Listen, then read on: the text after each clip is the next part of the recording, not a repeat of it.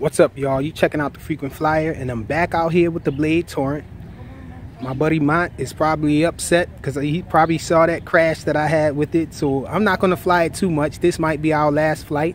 I don't want to keep crashing it or anything. I don't want to fly it too much and have a chance to crash this thing.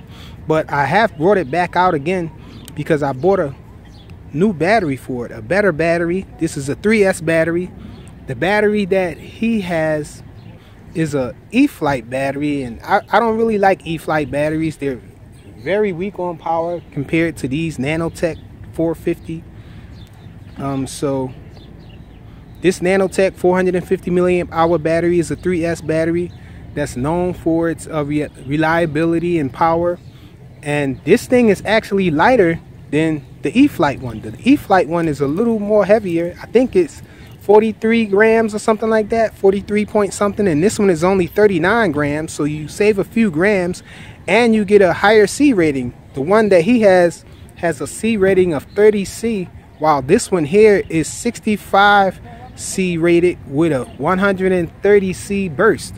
So it should fly better with this. I'm expecting it to have a better punch, and it should be able to pull out of those high stress maneuvers, high throttle maneuvers and stuff like that.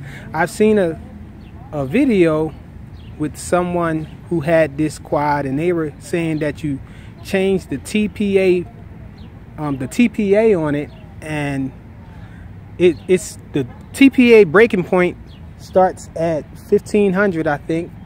Now what that is, the TPA is at a certain point when you're given throttle, high throttle, it lowers the PIDs automatically. So the TPA breaking point is telling you at what point on the throttle do you start to begin to lower the PIDs, and the TPA value is how much it's going to be lowered.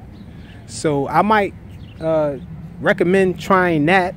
I haven't tried it myself yet, but I was thinking I might try to do a flight to test that. But then again, I'm thinking, hey, what's up, y'all? I'm doing a video. Oh, with your video, Jake? Yeah, y'all. All right, y'all. Yeah, that's my folks there. So yeah, well, I was thinking that maybe I might try to record a video of this thing after I change those values. But then again, I'm thinking maybe not, because I don't want to fly it too much. If I do another video on the TPA breaking point and the TPA value, it'll just be a line of sight flight. But right now we're going to get into this flight with this Nanotech 450 milliamp hour 3S battery. So I did bring the monitor out here, and it's over on the side here. We might do a little FPV, but yeah, let's get into this. The FPV feed anyhow. But let's get this thing in the air. Flies a little heavy, but this battery should help it out on its punch. Let's try a punch. So the punch is definitely better. Yep, the recovery is a lot better now, I would imagine, when doing some FPV. Let me see if I can see this monitor. If I can see the monitor, and maybe I'll try it. No, the monitor is all out of focus. Let's see, let me bring it in. Let me try to lock in on the channel at least.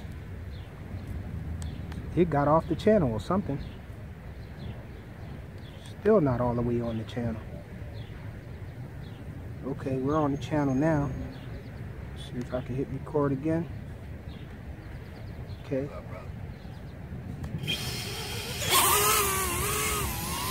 Yeah, and it's way too dark for me to see it, so I'm just gonna fly it line of sight here.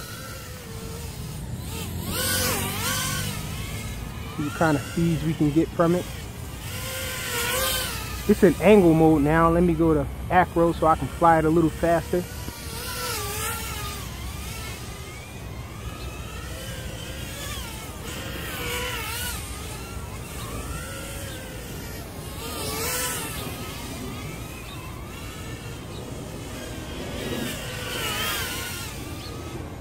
still really not going that fast compared to some of these other ones that are flying fast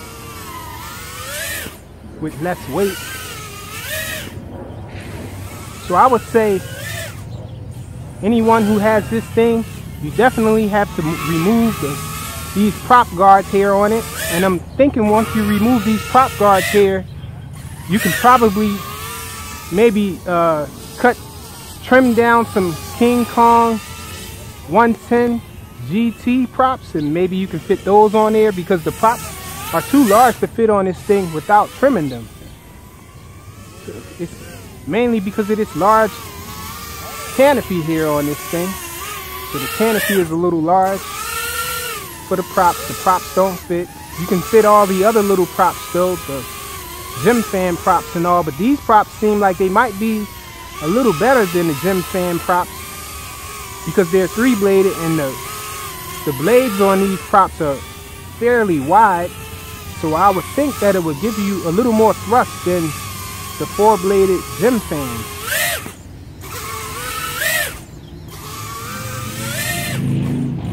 So definitely a little more punch to this with the battery here though.